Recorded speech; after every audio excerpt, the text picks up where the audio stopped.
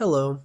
I want to go ahead and, for my development journal, go ahead and just jot down my ideas here. So basically, for my week 2 project, I had to figure out how to use vectors properly through the game, and also kind of figure out how everything works together. And so, since this was making something from the top of my head and not following a predetermined set of game rules and everything, it was a lot more challenging, to say the least, because I had to come up with the ideas on my own and then figure out exactly how I wanted to put them into my game. And one thing that has really stood out to me this week would have been my time management skills.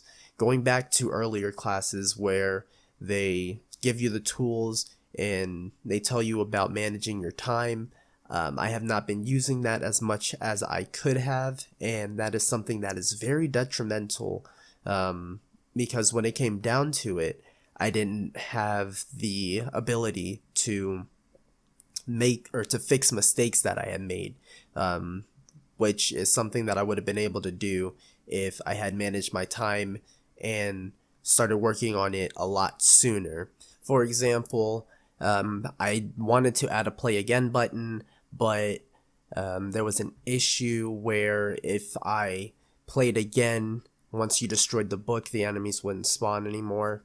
And that's just something that I didn't have time to figure out how to fix because time was already, right on my tail. So unfortunately, that's just a feature that I couldn't have added. So basically, just things like that.